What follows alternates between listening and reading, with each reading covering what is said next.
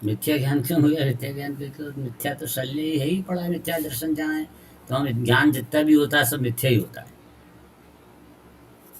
और जिसके मन में मनोरथ पड़े हुए हैं, ये लगा ना, विषयाभिलाष रूप मनोरथों के मन में मनोरथ पड़े हुए हैं। जैसे यह मिले, वह मिले, वह मिले, पर द्रव्य मिले। मनोरथ तो नहीं होना चाहिए ना, मनोरथ। रोशन सारंग गाता है मनोरथ की है, यह मेरा आत्मा धर्म हो, यही मेरा मनोरथ है। समझ में आया ना? यह मेरा मनोरथ है, यह मेरा आत्मा धर्म हो, यही मेरा मनोरथ है। मतलब मेरे मन रूपी रथ में, शब्द है मनोरथ। रथ में कौन बैठता है? राजा बैठता है।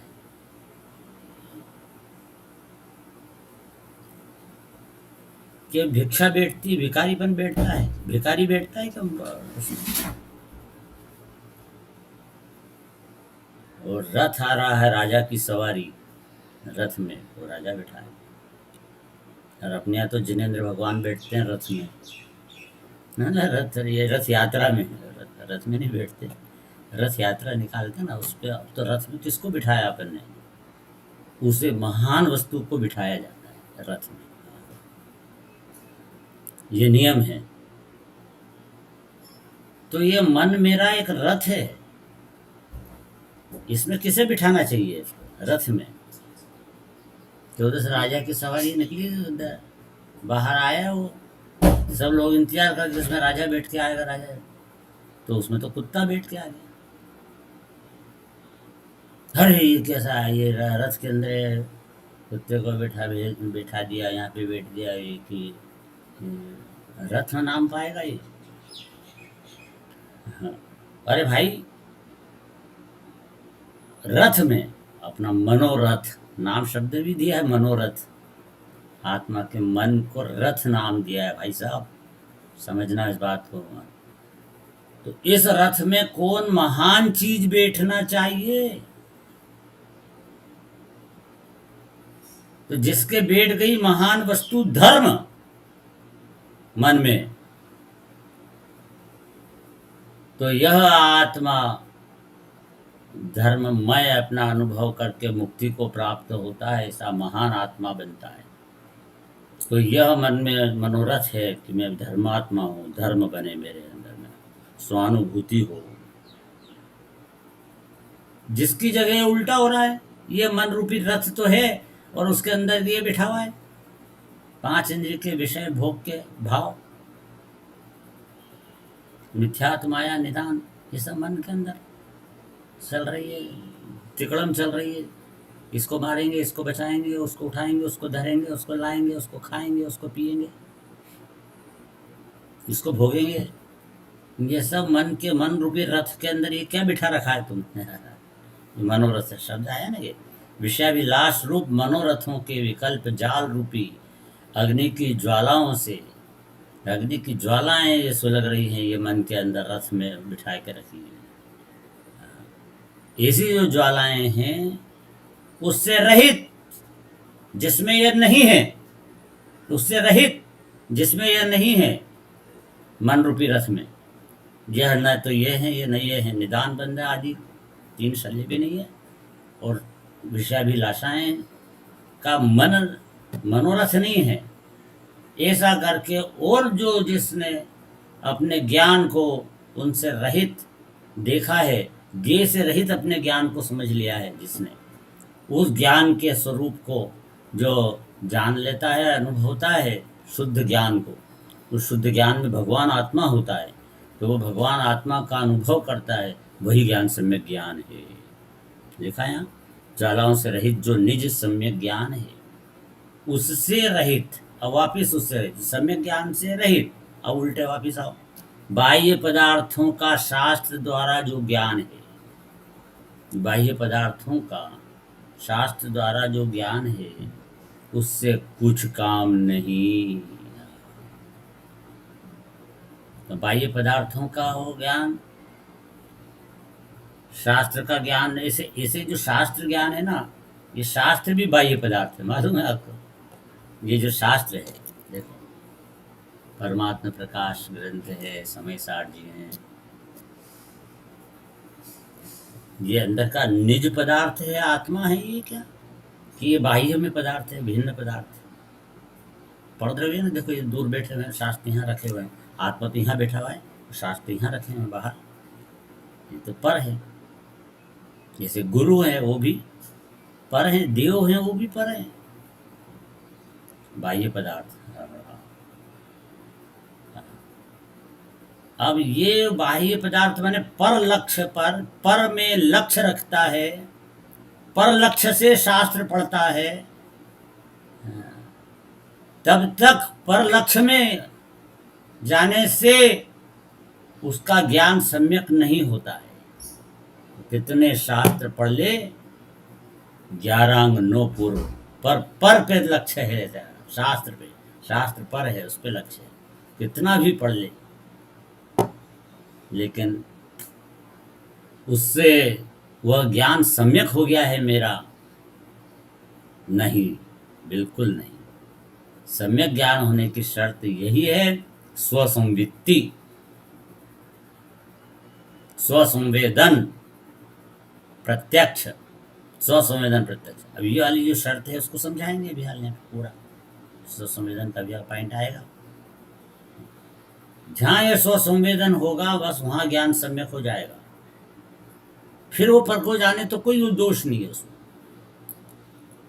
प्रकट होने के बात है अपेक्षा, स्वसंवेदन कर लेने वाला ज्ञान, वह ज्ञान स्व को स्वरूप, स्व को निज रूप अनुभवता हुआ अपर को पर रूप जानने में प्रवृत्त भी होवे, तो पर को पर जान रहा है, कोई दोष नहीं है। ज्ञान में पर द्रव्य जल के कोई दोष नहीं, लेकिन पर को पर जानना चाहिए। तो यह अज्ञानी होता है, वो पर को स्व जानता है, यह मिथ्या ज्ञान हो जाता है। जैसे है ना बात समझ, हम पर को जानना दोष नहीं है, पर को पर जानना दोष नहीं है, पर को स्व जानना तो बड़ा दोष है।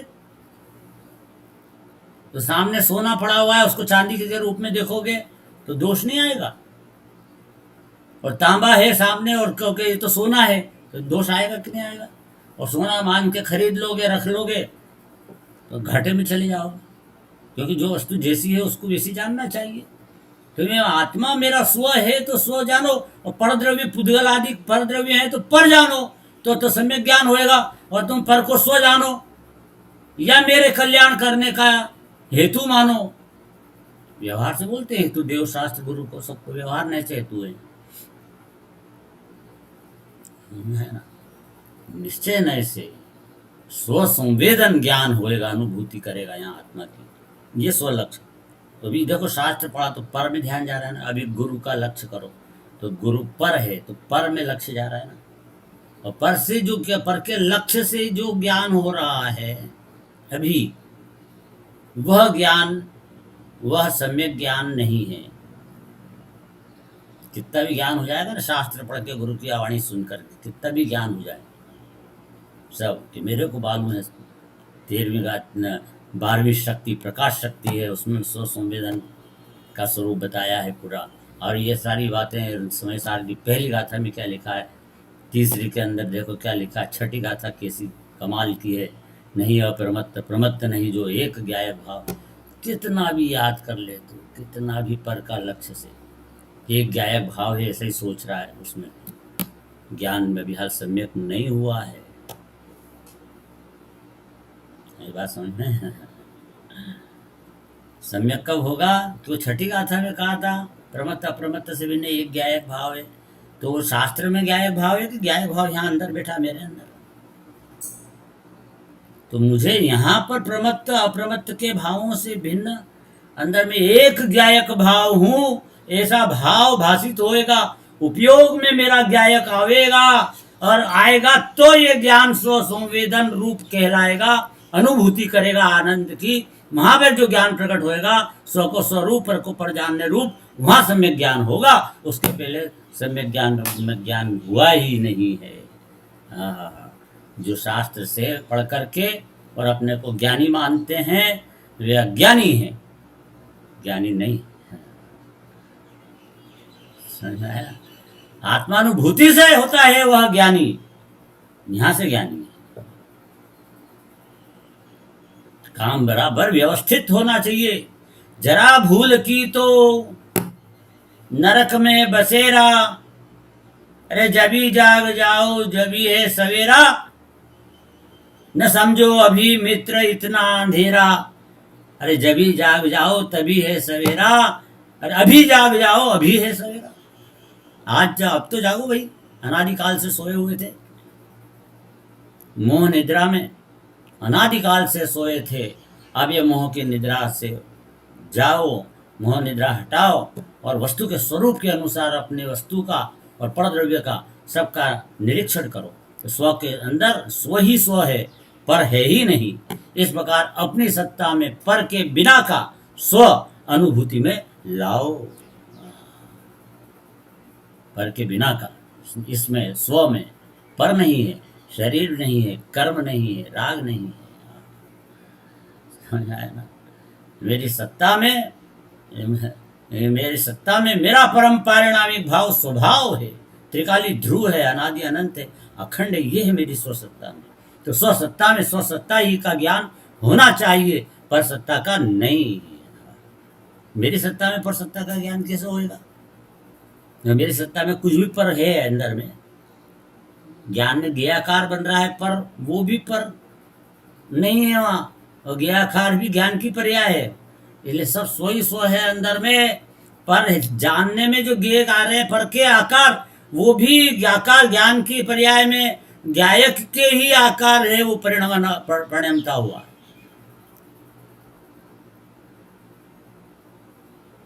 ऐसी बात है। ज्ञायक के आकार ममत्व निवारी के, सो परमात्म सिद्ध नमो शिरनाई के।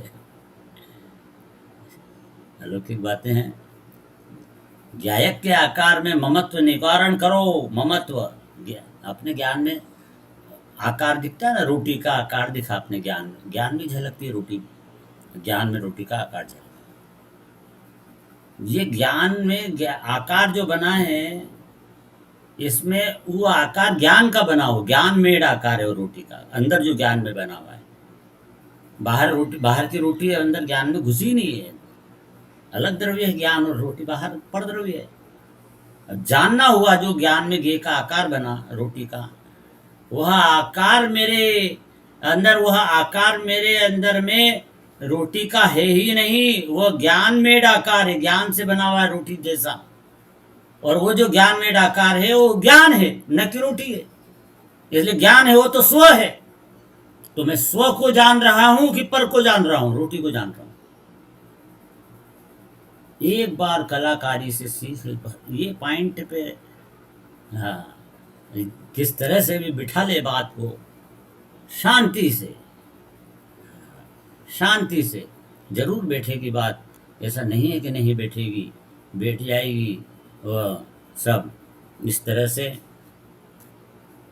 क्या कहते हैं यहाँ कि विकल्प जाल रूपी अग्नि की ज्वालाओं से रहित जो निज सम्यक ज्ञान है, उससे रहित बाह्य पदार्थों का शास्त्र द्वारा ज्ञान है, उससे कुछ काम नहीं है। शास्त्र ज्ञान से कुछ काम नहीं है। गजब कमाल है। और एक तरफ में प्रेरणा देते हो कि भाई सुनो, प्रवचन सुनो, स्वाध्याय करो। देखो गुरुदेव कितने 12-13 घंटे का आसन था, स्वाध्याय करते थे और ध्यान करते थे, जो लिखा है उसका चिंतन मनन करते थे और पढ़ते थे। प्रतिदिन का 13 घंटे का आसन था गुरुदेव का, मामूली बात है। अपन तो 2 घंटे बैठो तो इसमें घबरा जाते हैं। अभी तो एक शांति से बैठने की तो 1 घंटे की भी फुर्सत नहीं है जीव को। सिनेमा के सामने भले 3 घंटे बैठ सकता है। जिनवाणी का आसन लगा है ना, एक बार बैठ के पढ़ा, कितने घंटे पढ़ सकता है बता रहे? नहीं पढ़ता है। और अभी आप तो कह रहे थे कि शास्त्र ज्ञान तो सम्यक ज्ञान है ही नहीं, अनुभूति होती है, वहाँ से सम्यक ज्ञान प्रकट होता है। स्वानुभूति, स्वसंवेदन, अभी आई गई बात ये सारी। जिस ज्ञान के अंदर विषयों की ज्वालाएं पड़ी हुई हैं, ज्ञान में झलक रही हैं, वो ये मान ही नहीं रहा है वो क्यों झलक रही है। वो ये मान रहा है कि मेरे ज्ञान में यह विषयों की ज्वालाएं ही यही मेरा स्वरूप है। राग में अपना अस्तित्व अनुभव कर रहा है। इसलिए ये कुछ काम नहीं, इसका लिए कहा है कुछ काम नहीं ऐसा। तो इसमें यहाँ पर कार्य तो एक निज आत्मा के जानने से ही होता है। काम तो एक आत्मा के जानने से ही होता है। यहाँ शिष्य ने प्रश्न किया कि निदान बंध रहित आत्मज्ञान तुमने बतलाया, उसमें निदान बंध किसे कहते हैं? प्रश्न सही है कि उसका समाधान कि जो देखे सुने और भोगे हुए इंद्रियों के भोगों से जिसका चित्त रंग रहा है, ऐसा अज्ञानी जीव रूप लावण्य सौभाग्य का अभिलाषी वासुदेव चक्रवर्ती पद के भोगों की वांछा करे, दान तपश्चरणादि कर भोगों की अभिलाषा करे, वह निदान बंध है। क्योंकि वो अंदर अभिलाषा आना स्वाभाविक इसलिए थी कि उसका चित्त तो विषयों में रमा हुआ है ना, रंग रहा है ना विषयों में। अब वो जो विषयों में जब रंगा हुआ है, जिसका चित्त पांचों इंद्रिय के विषयों में, तो फिर उसको जो भी कोई पुण्य के काम होते हैं, दान करना, पूजा करना, तपश्चरण करना, जैसे भी काम होते हैं, धर्म की क्रियाएं, व्यवहार जिसको बोलते हैं, वो सब करते हुए भी उसके अंदर एक अभिलाषा आ जाती है, क्योंकि चित्त काय में रंगा हुआ था इसका विषयों में।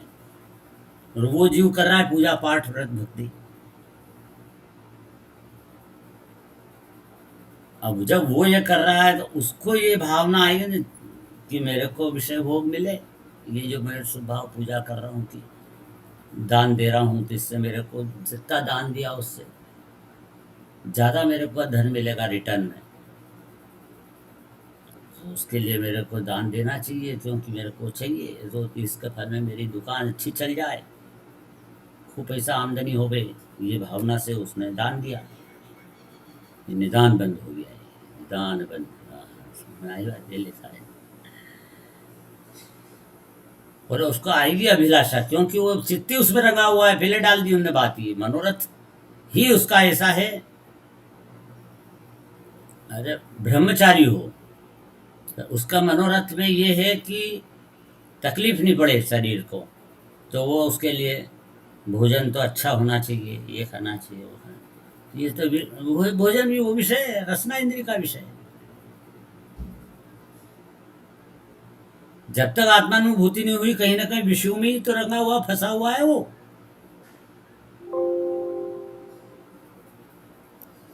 आगे ना बात समझ में? हाँ, कहीं ना कहीं विषयों में ही फंसा हुआ है। इसलिए वो विषयों में से वो होने से वो जो कुछ करता है क्रिया, धर्म की क्रिया, उसके अंदर में मिथ्यात्व होने से निदान, माया और निदान भी होते हैं। ये शल्य पड़े हुए रहते हैं उसको निश्चित रूप से। और वो शल्य रहने से वो जो निदान बंध है, वो बड़ा शल्य लिखा, कांटा है, देखो कांटा दिया ना, सो यह बड़ी शल्य, शल्य मतलब कांटा, चुभता है ना कांटा, ऐसे ये शल्य इसको अंदर में चुभा करते हैं। मेरे को ये चाहिए, वो चाहिए, अच्छा अपन ने पूजा की तो इसका ये फल तो मिलना चाहिए, पुण्य का फल से स्वर्ग तो जाएंगे अपन से, इससे दान देंगे तो फल मिलेगा नहीं, जरूर मिलेगा। शास्त्र में लिखा है कितना फल मिलता है, अपरंपार फल मिलता है। इतना पुण्य बनता है दान देने में, आदि में, ये सब शुभ भाव की क्रियाओं में, पूजा में, पाठ में, व्रत में, भक्ति में, तीर्थ यात्रा में, शिविर में, शिविर अटेंड करने में, शिविर लगाने में, ये सब में जो कषाय मंद होती है। अभी प्रवचन सुन रहा है तो इसमें कितनी कषाय मंद है इसकी। इस समय पे क्या रोटी खाने के भाव आ रहे हैं क्या? इस समय पर क्या दूसरे विषय भोग के भाव आते हैं क्या? जिस समय ये सुन रहा है उस समय पे क्या यहाँ पे वह टीवी देखने के भाव आते हैं क्या? सब छूट गए, सब पापों से बच गए अपन। कितने पाप, सब वो पाप पड़ास में, सब पाप का नाश हो गया इस काल में। अरे तो ये तो बहुत अच्छे काम, बहुत वहाँ पुण्य बन रहे हैं, बहुत पुण्य बन रहे हैं। तो ये पुण्य में इसका मन लालायित हो रहा है, पुण्य बन रहे हैं, पर अब पुण्य का फल क्या आएगा? अरे पुण्य का फल भैया प्रभु, पुण्य के फल की तरफ मत दे, आएगा जरूर, आएगा जरूर पुण्य का फल। क्योंकि शुभ भाव हो रहे हैं तो पुण्य कर्म बनेगा, उसका उदय भी आएगा। इतना उदय आएगा कि बताया कि चुल्लू से समुद्र को नापे, समुद्र को चुल्लू के से नापना चालू करे पानी भर भर के, तो क्या समुद्र के जल को नापा जा सकता है चुल्लू से? ऐसे दान आदि की जो महिमा है, उस महिमा को, इतनी महिमा है कि हम उसका जो फल रिटर्न आने वाला है उसको हम नापेंगे कि कितना आएगा, तो नापा नहीं जा सकता है, इतना उसका पुण्य का फल आता है, कल्पना नहीं कर सकता, इतना आता है। जैन धर्म की क्रियाएं, शुभ भाव जितने भी ना जैन धर्म वाले, वो बहुत ऊंचे पुण्यदायक है। बाकी तो अन्य मत का तो सब में पाप बनता है, उनको कुछ भी कर ले, समझना है। धर्म की क्रियाएं करता है उसमें सब पाप तीव्र होता है, क्योंकि ग्रहित मिथ्या है ना वहाँ पे। तो ग्रहित मिथ्या तो होने से उसके जो भाव आते हैं वो सब के सभी निदान किए होते हैं 100%। और उसके अंदर में जो पुण्य बनने की जो बात है वो कषाय मंद होती है, पुण्य बनता है उनके भी, लेकिन साथ में ग्रहित मिथ्या तो का इतना बड़ा पाड़ा है वो, जो सब इसके पुण्य को खा जाता है, और खा जाता है पाप रूप परिणाम जाता है। ग्रहित मिथ्या तो सबसे बड़ा पाप इसलिए बोला गया है। इसलिए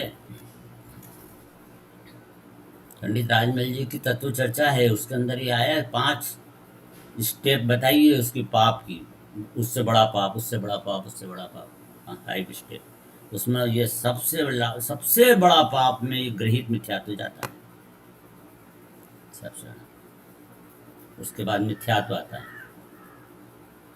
अग्रहित मिथ्यात्व बड़ा पाप है ही सही, समय पाप का बाप है मिथ्यात्व, उल्टी मान्यता। तो वो जो चौथे नंबर पे, और उसके बाद ग्रहित होए तो उस वो जो मिथ्यात्व अनादि का चल रहा है उसको पुष्ट करने वाला है ना, वो तो ग्रहित मिथ्यात्व हो जाता है, कुगुरु कुदेव कुधर्म का सेवन। इसलिए जिसका चित्त रंग रहा है इसमें पाप में रंग ही रहा है, तो वो पुण्य करता है दया दानादिक कभी भी, तो वो दया दानादिक पूजा पाठादिक सामायिक के लिए भी बैठता है, तो उसके अंदर में भी जो सामायिक में भी उसको याद तो है नहीं सामायिक करना कि सामायिक क्या होता है। वो तो जिन्हाने में नियम सार पढ़े तो मालूम पड़े कि सामायिक क्या होता है, प्रतिक्रमण क्या होता है, प्रत्याख्यान, आलोचना, निश्चय प्रतिक्रमण, निश्चय आलोचना कभी सुना ही नहीं जिंदगी में इसमें। वो कहता है कि मैं रोज प्रतिक्रमण करता हूँ, तेरे पता भी है प्रतिक्रमण क्या होता है। ऐसी बात है। तो इसलिए वो उसको जो पुण्य बनता है, ठीक है पुण्य तो बनेगा, कषाय बंद हो रही है तो पुण्य तो बन रहा है, इसमें पुण्य तो बन रहा है। पुण्य का फल क्या आता है? संयोग में आता है कि आत्मा आता है? संयोग मिलता है पुण्य के फल में, संयोग, बाहर का धन संपत्ति, ये संयोग, वहाँ से के विषय भोग, ये सब, पर सब टेम्परेरी रहते हैं। पुण्य का कितना ही बड़ा फल आए, भोगेगा, खत्म हो जाएगा। और एक बात और ध्यान रखना कि अभिलाषा करे उसके पुण्य के फल की, कि अब ये मिल जाए तो जा साहब, कितने भी दिन भोगेंगे तो सही, ऐसी अभिलाषा यदि है तो वो भोगने की वो अभिलाषा वाला जीव को तो फिर पुण्य बन ही नहीं रहा है, वो तो अभिलाषा से तो पाप हो रहा है। क्योंकि अभिलाषा पाप की अभिलाषा है ना, पुण्य के अंदर पाप का बीज पड़ा हुआ है। प्रवचन सार में गाथा है, पुण्य में पाप के बीज की विजय घोषित करते हैं। अरे भाई, पुण्य का फल ही संयोग है। हाँ, संयोग तो मिलेगा साहब, पर इसका मतलब कि तो मिथ्या दृष्टि है, क्योंकि संयोग से कभी सुख मिला ही नहीं है इसको, और है टेम्परेरी, थोड़े दिन आएगा चला जाएगा, उसके बाद फिर क्या होगा? 4 दिन की चांदनी और भई अंधेरी रात, फिर आ जाओ पुण्य खत्म, फिर पाप का फल बोल नरक गति में चले जाओ।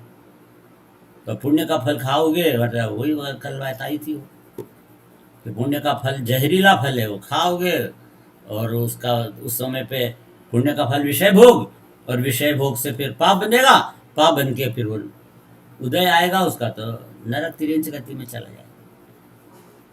ऐसे पुण्य मेरे को नहीं चाहिए प्रभु, कि जिसका फल भोगूंगा मैं और उसके बाद मैं नरक जाना पड़े। मेरे को नहीं चाहिए पुण्य। तो फिर क्या चाहिए? मेरे को मेरा आत्मा चाहिए। ये पुण्य से नहीं मिलता। एक ही चीज ऐसी है आत्मा के पुण्य का फल में नहीं मिलेगा। देखो, एक बात नियम, एक वस्तु ऐसी है इस जगत में कि जिसमें पुण्य के उदय की जरूरत नहीं पड़ती और मिल जाता टॉप क्वालिटी की चीज। और बाहर की कितनी भी कोई चीज है, जो भी आप चाहते हो अच्छी चीज, पाप के उदय में उसे प्राप्त नहीं कर सकते। देखना, पाप का उदय हुए तो वो अच्छी चीज नहीं मिलने वाली। 2 पैसे की कमाई नहीं हो सकती है पाप का उदय हुए। मतलब पाप का उदय हो ना, असाता का उदय, तो 2 पैसे की कमाई नहीं कर सकता। शरीर का एक बीमारी जो हो जाए, उसको पाप का उदय हो तो उसको सारी ताकत लगा दे, सारा धन खर्च कर दे, उसको ठीक नहीं कर सकता। ये पाप के उदय, मतलब कोई भी आपका काम सही होएगा ही नहीं पाप के उदय में। ठीक है, घबराओ मत। एक काम है विश्व में ऐसा कि तुम्हारे खूब पाप का उदय चल रहा हो, उसमें भी तुम कमा सकते हो, ग्रहण कर सकते हो। और इतना ऊंचा है कि रत्न सीधा का सीधा महारत्न मिल सकता है पाप के उदय में। सुनना बड़ी बात, पाप का उदय में यह महारत्न मिल सकता है। 2 पैसे की कमाई नहीं कर सकता पाप के उदय में, लेकिन महारत्न को कमा सकता है। साहब ऐसी कौन सी चीज़ें बताओ, हमारा तो कोई पाप के उदय चल रहा है, जरा सी चीज़ ऐसी बता दो पाप के उदय में भी हम कर सकते हैं, बढ़िया काम कहलाए और पाप के उदय। अरे यार, उसका नाम है सम्यक दर्शन। क्या बात करते हो, पाप के उदय में हो जाता है, नरक गति में हो सकता है। ये नरक गति में तो पाप के उदय मानोगे ना, है उसमें सम्यक दर्शन हो जाता है, क्योंकि पाप का उदय संयोग में आता है, बाहर आता है। पाप का नरक गति पुद्गल है, पुद्गल में आया उदय, वहां कब है मेरे को दिख रहा है नरक गति भेजना पड़ेगी। मैं तो उसका देखन जानन हार भगवान आत्मा हूँ। तो ये पाप के उदय जो संयोग में आते हैं, पुण्य के उदय भी संयोग में आते हैं, मैं उनसे भिन्न भगवान आत्मा हूँ। जिसने ऐसा जान लिया, वहां सम्यक दृष्टि हो गया, हो चल रहा पाप का उदय पाप में। ये कलाकारी सीखे, ये पाप के उदय में, हाँ हाँ, पाप के उदय को भिन्न जानने की कला सीख जाए और स्वसत्ता के अस्तित्व का अनुभव करे, आनंद पोगे। बाहर नार की कृत दुख भोगे, अंतर सुख रस घटा घटी। अरे चिन्ह मूर्त द्रग धारक की मुहे रीति लगत है अटापटी। ये ऐसी गजब की चीजें होती है, गजब का माल होता है, गजब का काम होता है। ये धर्म है, ये जिन धर्म है को नहीं तारे। एक ऐसा आता है वचन इसमें, जिन धर्म है को नहीं तारे, कि किसको नहीं तारने वाले तारेगा। पाप के उदय होएगा उसको नहीं तारेगा, उसको भी तार देगा। पुण्य का उदय उसको नहीं तारेगा, तारेगा। देखो, सीढ़ी जल रही थी सिर पे, पाप का उदय था कि नहीं था? और उनको तो अंदर आनंद की वर्षा हो रही थी, सर्वांग निजात प्रदेशों से अमृत के निर्झर फूट पड़े। निर्झर फूट पड़ रहे थे, उनको तो पड़ चुके, और निर्झर बेहरा आनंद अंदर में खूब असंख्यात प्रदेशों में आनंद का संचार हो रहा है। तो बाहर में सगड़ी जल रही, सिर पे सगड़ी, सारा शरीर आग में भर भर भर भर भर जल रहा है। 5 पांडवों के शरीर के ऊपर भी ऐसे ही हुआ बस। हाँ, हाँ, पालीताना में वहाँ पे ऊपर बैठ ध्यान कर रहे थे सब, उनको भी वो था, वो पहना दिए खड़े, गरम गरम गरम गरम, है ना, दुर्योधन ने। वो जब पहना दिया तो जल रहा, शरीर जल रहा है। पाप का उदय था कि पुण्य का उदय? पाप का उदय था ना, तो ये निश्चित की बात है ना। हाँ,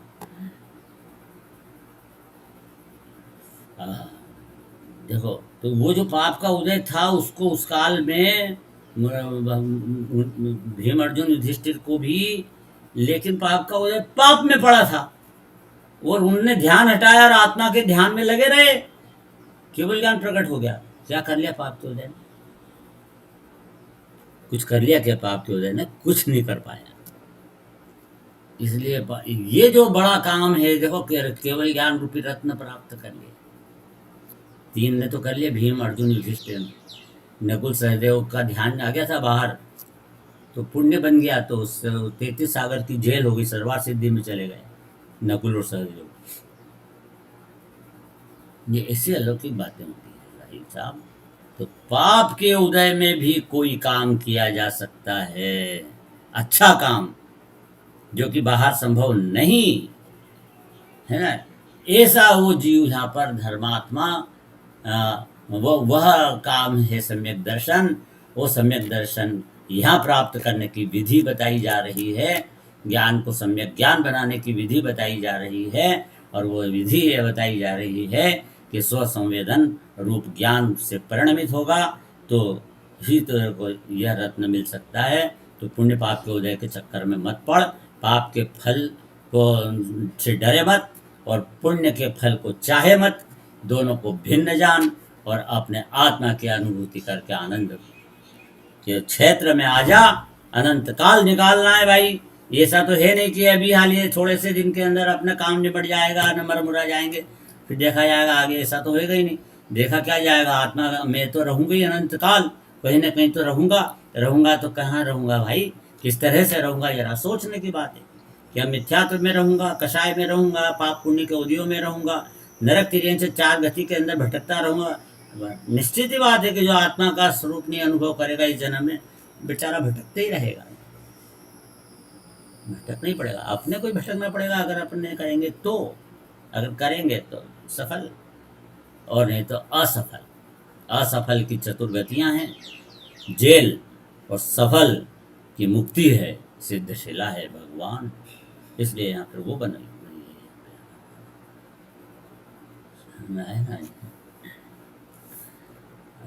पाप के उदय के अंदर क्या नहीं हो सकता है।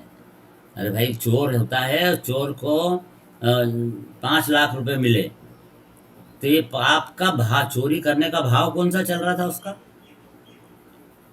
अशुभ भाव। ये तो भाव की बात है, उदय की बात नहीं है।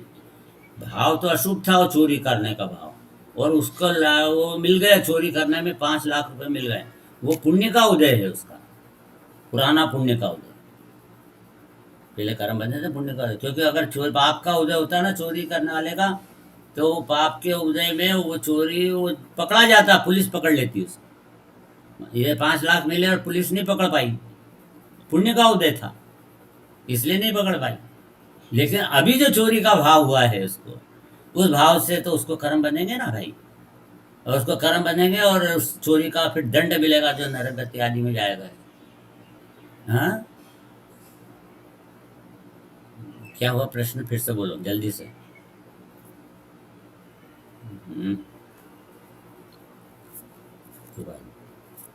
कार्य तो एक निज आत्मा के जानने से है। या ये इसमें आ जाइए अब आपने वापस से, कि पूजा तपश्चरणादि भोगों की अभिलाषा करे वह निदान बंदे है, यह बड़े शल्य कांटा है। ये अंदर में हर समय चुभ रहा है इसको, मेरे को खाना है, मेरे को जाना, अरे विषय भोगना है। ये अंदर में जो भाव उठता है ना, ये कांटे हैं, कांटे। निदान भी, मेरे को इसका फल ये मिले, इसका फल ये मिले, ये मिले, ये सब निदान है, निदान, निदान बंद है। प्रति समय ऐसा है, कांटे चुभ रहे हैं, कांटे चुभ रहे हैं जीव को, शांति से नहीं बैठ सकता वो, जिसके मन में निदान बने हुए हैं। निदान बांध भी रहा है जो नए। इस शल्य से रहित जो आत्मज्ञान, उसके बिना शब्द शास्त्रादिक का ज्ञान मोक्ष का कारण नहीं है। अब जिसमें शल्य न हो ऐसा आत्मज्ञान प्रकट करो, मैंने मिथ्यात्व माया निदान न हो और ऐसा ज्ञान प्राप्त, वो सम्यक ज्ञान ही होगा।